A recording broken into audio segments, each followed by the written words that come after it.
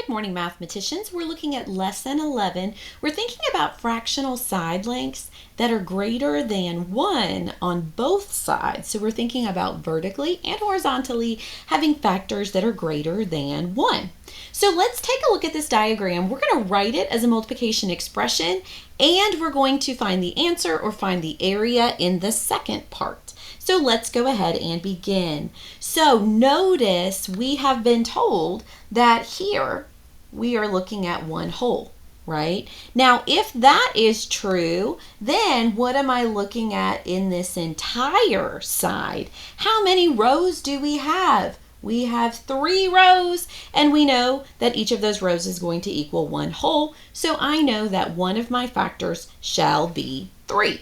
I'm going to go ahead and write that below.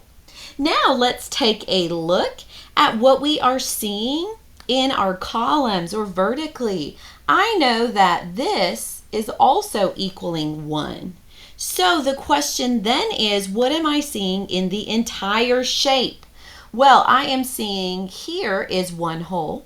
This is a second whole. This is a third whole. And here I don't have a complete whole. So I am going to have 3, and then how much is this? Well, it is 1, 2 of the 3 that it would take to become another whole. So I could report my other factor as 3 and 2/3. Now, that is one way that I can write my multiplication expression. But I do want to look at some other ways because honestly, I'm seeing a lot of alternative ways that are also true. Now, what they have in common is we are seeing that factor of 3 over here. That's pretty clear to see. But I do see a lot of us who are counting how many columns are shaded. Well, we have 1, 2, 3, 4, 5, 6, 7, 8, 9, 10, 11 columns that are shaded. And how many columns does it take to make a whole? Well, it takes 3 columns to make a whole. I'm going to go back over this in blue because that is a final answer. We could also say that this is 3 times 11/3, right? Now, the last way that I see occasionally to report this is I do see some of us who are breaking this into fractions and are saying, well, we have 11 times 3/3 here, right? Because I do see 3/3 in the way that I'm seeing it on one side, 11/3 on the other. Or, of course, we could reverse that and we could say 3 times 11/3.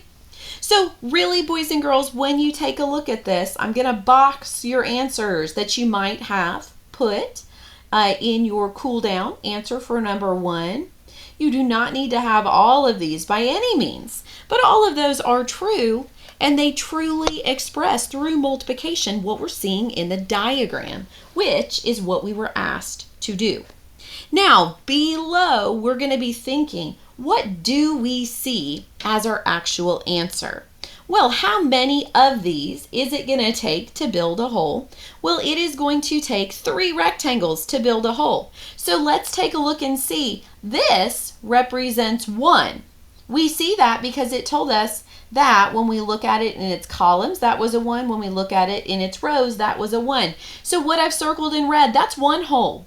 So I know this is 2 holes, 3 holes, 4 holes, 5 holes, 6 holes, 7 holes, 8 holes, 9 holes, but I'm not done. Notice I can circle 3 shaded rectangles here to make my 10th hole, and I can circle 3 shaded rectangles here to make my 11th hole. So what is the area of the shaded region? I am looking at 11 square units, right? I'm looking at 11 square units.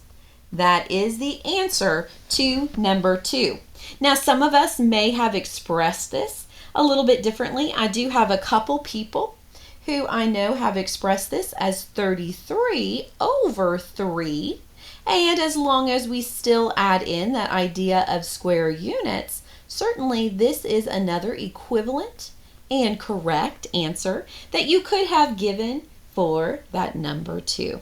Boys and girls, this completes our Lesson 11 cool down.